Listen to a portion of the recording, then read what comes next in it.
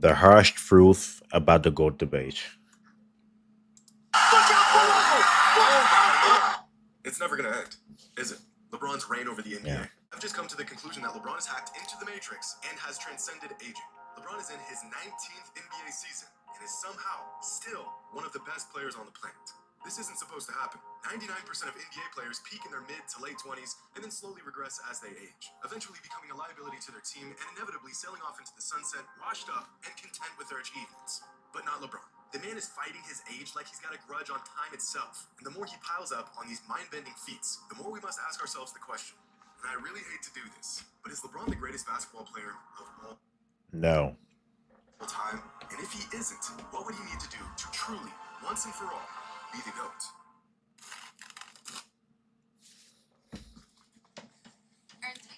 Gotta love these commercials. I'm definitely being sarcastic. Come on, give it the rest. You know that you can build an app in minutes with base 4. Gotta be kidding me. Now watch what happens when you don't stop there. 1. Design matters.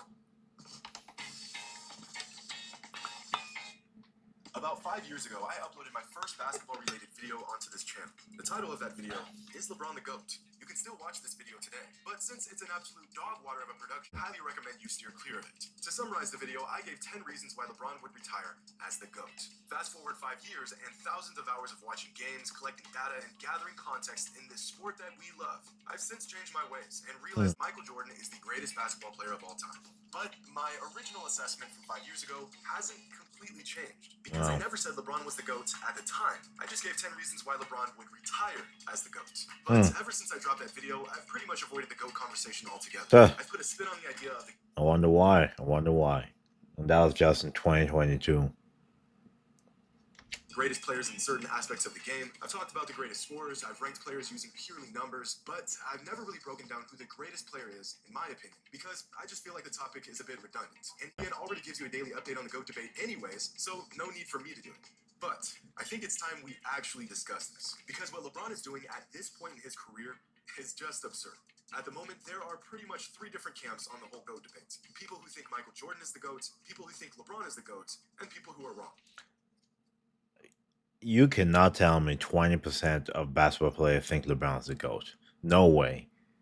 Bring the real numbers out. There's no way. Not a chance. That's way too high. Bring me the real stats. I'm just joking, of course. But not really. I'd say about 75% of people fall into the MJ's the GOAT category, about 20% of people fall into the LeBron's the GOAT category, and about 5% fall into the other category. Usually these other fans believe the GOAT is Wilt or Kobe or Kareem. There's not many of them, but boy, will they die on that hill. See, the thing here is that a lot of the fans in MJ's corner believe that he is and will forever be the GOAT. But realistically, is there anything LeBron can do to surpass him? There's got to be some too late. metric we It's can too use late. to distinguish the greatest player of all time. No opinions, no bias, just the facts. If LeBron somehow won 4 more championships and retired with 8 rings, he'd undoubtedly be the GOAT, right? I mean, that's the only way. But how's he gonna win them? Because the way he's been winning his rings is forming super teams and quitting on his teams. So you're questioning how that's possible without forming a super team, without firing a coach, trading players. Let's be real. And for LeBron fans that get emotional when you say stuff like that, it truly shows what you stand for as a fan. You stand for somebody quitting on their team, forming super teams, flopping, shift blaming when it's time to take responsibility. That's what your guy does. Your GOAT. Your so-called GOAT. So there are paths for him to become the greatest ever. But where does that threshold lie? And what would LeBron have to achieve to get there?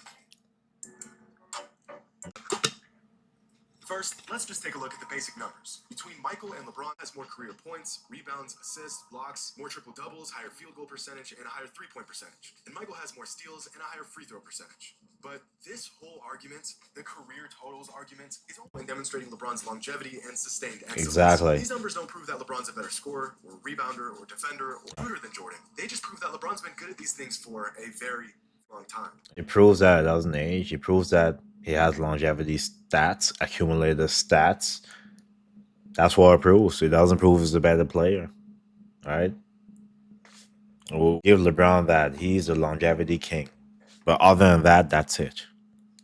Numbers also show just how versatile LeBron is, possibly his most valuable asset. So instead of looking at career totals, let's look at career averages. Michael averages more points and more steals, and LeBron averages more assists and more rebounds. And as much as it pains me to say this, is usually where the argument for the GOAT ends for most people. Required comments about their finals records, and you pretty much have a condensed version of most GOAT debates. But there is so much more to unpack here. So let's unpack it. Advanced stats. So y'all know how much I like advanced stats. They don't tell the full story, but if you want to look for, you can discover some nuances in a player's game that you won't get by just watching them play. Player efficiency rating, win shares per 48, offensive box plus minus, defensive box plus minus, value over replacements, and true shooting percentage. These 6 advanced stats give us efficiency, production, value, impact, and pretty much everything in between. And in these 6 advanced statistics, Michael Jordan exceeds LeBron in 5 of them. He's more efficient overall. He contributes to more. That's insane. Wow. More wins. He contributes to more points. He's better on defense, and he is generally more valuable on the court than LeBron is. The only advanced stat where LeBron tops Jordan is true shooting percentage. Now, in terms of who's a better basketball player, nearly every metric points to Michael Jordan. Really take a look at these numbers, and it's actually uncanny just how close LeBron is to MJ across the board. Just a fraction behind Jordan in pretty much everything. But these numbers aren't even addressing who's greater, because that conversation would involve accolades and accomplishments and impact on the game. Take away the rings, the influence, the intangibles, the opinions, and it's virtually objectively true that Michael was... Let me ask LeBron fans a question. Do you believe LeBron's stats would be as great if he didn't have other superstars with him? This is an analogy I like to use. When you're a good player, around other good players, the defense can never double team you. The defense can never forget about the person they're guarding. So when you're on a super team, there's no defensive pressure on you more than the individual that's guarding you. Therefore, you'll be put in a better position to have better all-around stats. Let me know your thoughts. Let me know your thoughts. Based on somebody that played before and was pretty good, I noticed when I was around bad players, I couldn't play as well as opposed to with other good players because there's so many weapons on the floor. Answer in the comment section if you can. A better basketball player than LeBron. But the GOAT debate isn't necessarily about who is the better player. It's about who is the greatest player. We've got some more unpacking to do. The world draws lines between those who look different. I hate these commercials. Sound different, believe different. But on our turf, these lines unite. Sport check. Soccer united. So why do I always start things but never finish them? Well, it's because in psychology, there's a model called...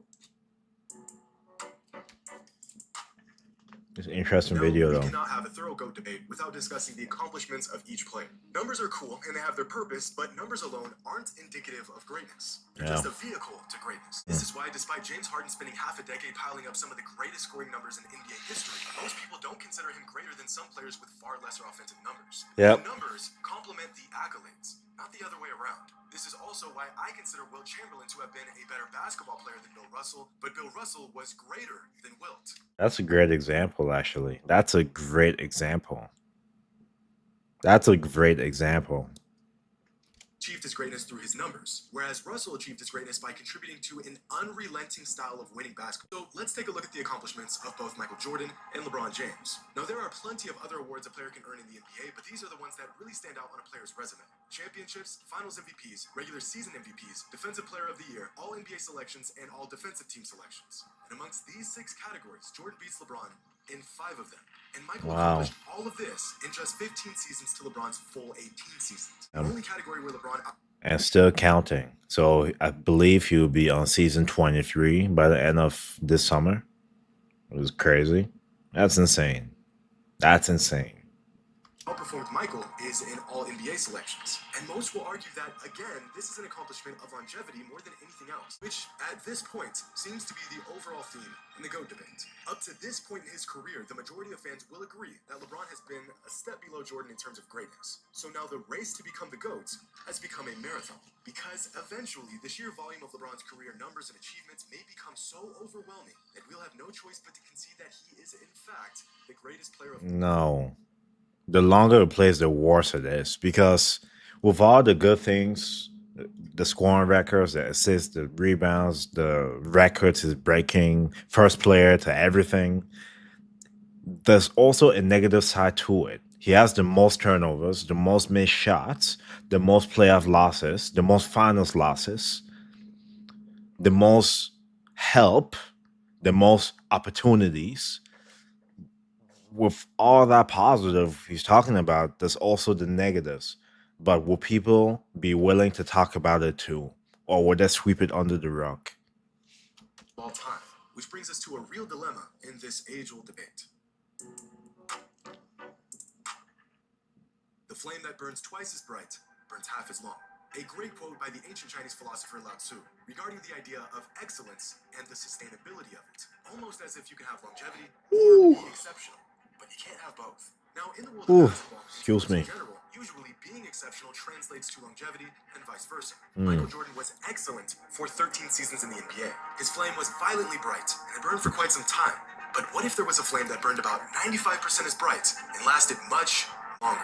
At a certain point, the radiance of even the brightest flame is outclassed by the flame that just won't quit.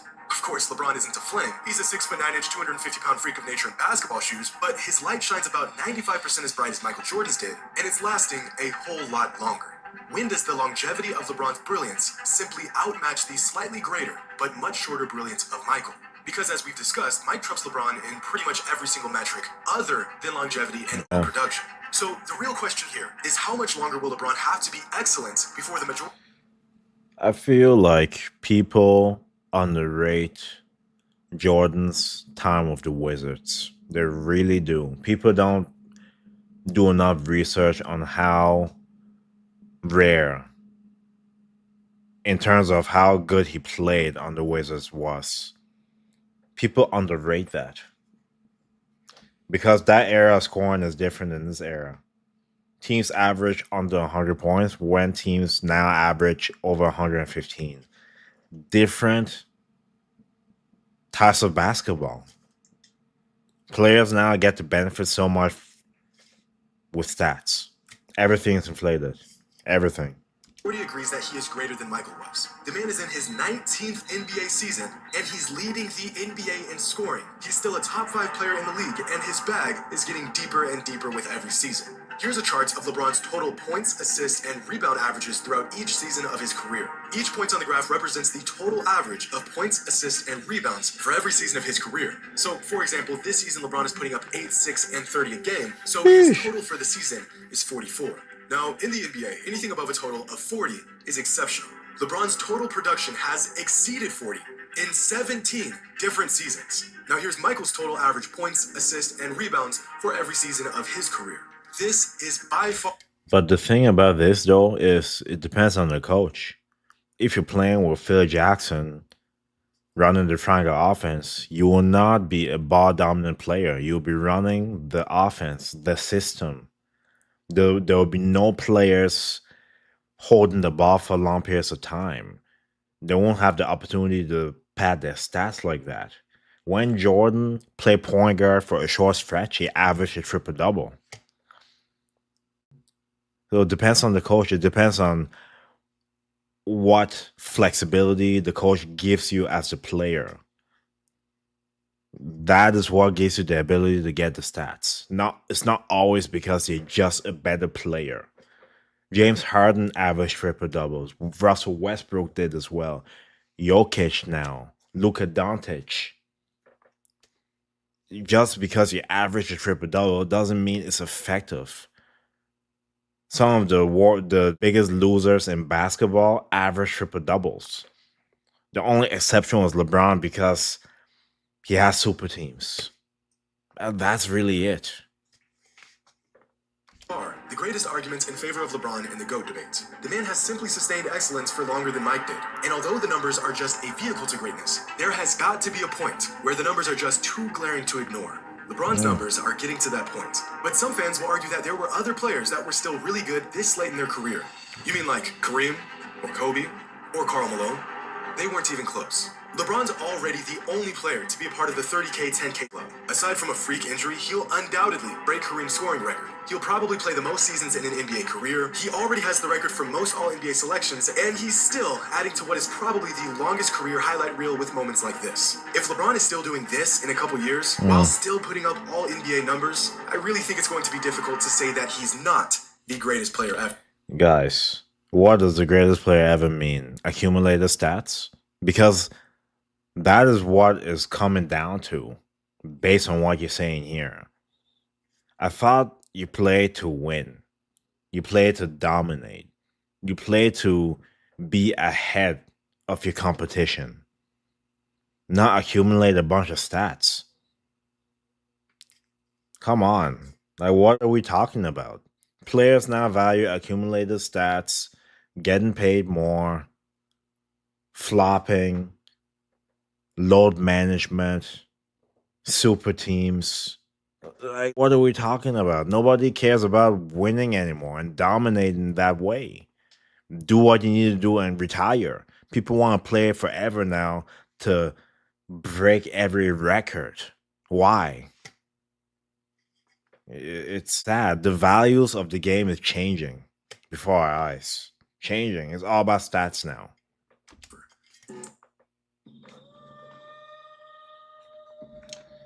Oh, get this out of here. But I'm just gonna say it. While LeBron's legacy is growing as he plays more seasons, Michael's legacy would have been slightly diminished if he played more seasons. Of course, this isn't a matter of fact, but all the evidence points towards this assumption. Michael Jordan retiring after playing just 13 NBA seasons in 1998 was the best thing he could have ever done for his legacy. The Bulls were not. I believe that's true. That's very true. It's positive and negative. The longer you play, the more records you can break. But the longer you play, that winning percentage goes down. It does. It's perfect. He retired at the perfect time. It's going to win another championship, and the backbone of the dynasty he had built had all but vanished by the beginning of the 1999 season. If he had played through that 3-year retirement gap from 1999 to 2001, he would have either stayed with the Bulls and put up huge numbers on a losing team, or signed with a different team and chased rings. Both options being far less illustrious than him going out on top with the team that drafted him. Michael's career was the perfect storm. He was drafted by a franchise that was ready and willing to build around him. He was on a roster that suited his skill sets extremely well, and he and the Bulls peaked right as the dominant teams from the 80s and early 90s, like the Lakers, Celtics, and Pistons, began to fade away. You could not have written a better career if you tried. On the other hand, despite his success, LeBron really got the short end of the deal many times throughout his career. How? He was drafted to a team that gave him the keys in a weaker conference, with already an all-star on the team. Each year they tried to add pieces to the point he left them and went to join a super team. How did he get the short end of the stick? I don't get it. He was in a weaker conference for his whole career almost. Once he went to the West, well, currently in 2026, he went to one finals in 8 years in the stronger conference. So what short end of the stick? No, he didn't get the short end of the stick. He was the chosen one before he was drafted. They gave him everything. What do you mean? They drafted his son to the Lakers. Short end of what stick? This is like the golden boy. Honestly. Spent his first 7 seasons in the NBA playing for a team that could not have cared less about building a coherent team around him. He spent 4 straight finals going toe-to-toe. Bruh, we need to pull up all the rosters, all of them, because he's speaking nonsense right now. Nonsense. With the most dominant dynasty in modern NBA history outside of Jordan's Bulls. While Michael was surrounded by players who were all willing to buy into their system, LeBron has spent many years carrying the load of bad rosters and No, he's not. He didn't have bad rosters. What do you mean? What do you mean? Anthony Davis, Luka Doncic, J.R. Smith, Kyrie Irving, Derrick Rose, Dwayne Wade, Ray Allen, Rashard Lewis, Mike Miller, Chris Bosh, Kevin Love, Mo Williams, the Big Z, or whatever his name is, Antoine Jameson. Who else? He had so many. Carmelo Anthony, Russell Westbrook, Dwight Howard. It sounds stupid saying that. You really do. And I'm missing a bunch of people. Seemingly incompetent teammates, part of which is his own fault for trying to play GM and putting together piss-poor rosters. And he's the only thing is said there. GM. He's the GM. He is the GM and the coach. I bring up these small nuances because the GOAT debate is very nuanced. As much as people want to act like the whole 6-0 in the finals is the end-all be-all to the discussion, it's just not. If it is. Were all that mattered, then Bill Russell would be the GOAT. Oh, but he played along. But Bill Russell lost in the finals. And he had 7 other Hall of Famers on his team. Besides LeBron James, Bill Russell had a lot of help. Michael Jordan had one other All-Star. One other All-Star. Not an All-Star that was established, an All-Star that developed from the point he was drafted on the same Bulls team. He didn't go out to get somebody established. He built with what he had. That's the difference. Didn't build super teams. Time ago, that doesn't count. Okay, well then Robert Horry is the GOAT because he has 7 rings to Jordan's 6. No, it does. Like, these are stupid statements. Stupid statements. Well, but Horry wasn't the best player on any of those championships. Okay, so is the argument about rings, or is it about being the best player on the court, or a mixture of both? Is a player's performance, despite how masterful it was, all in vain if his team loses? The line becomes less and less clear the deeper you dig. No single metric can be used to determine this debate, and the unpacking of every small, minute detail is a necessary burden. But, unfortunately, it's a burden that most fans won't bother to take on. At the moment, I personally believe Michael Jordan is the greatest basketball player of all time. I also think he's the best basketball player of all time. But, unlike some fans, I don't think the door has closed on LeBron. I think that if LeBron can continue to dominate... No, the door is closed. The door is closed. Play till you're 40. It doesn't mean anything. It doesn't mean anything, man. Honestly. You're the longevity king, but what are you playing for now? To break every record? That you have your own category, longevity. That's it. The league for a few more seasons and continue to shatter our previous notions of what we thought was possible in a single NBA career. I think that he has a chance to retire as the greatest player of all time. No, but of it course, doesn't. only time will tell.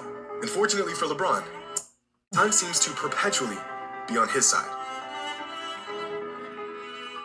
Anyways, I won't talk too much more. I talked a lot during the video. Let me know your thoughts about this video and the things I said. What things do you agree with? What things do you disagree with? And why? I'd really love to know. Thank you so much for reacting with me. Like, share, subscribe, stay tuned for more reaction videos. God bless. Metro booming, want some more, nigga.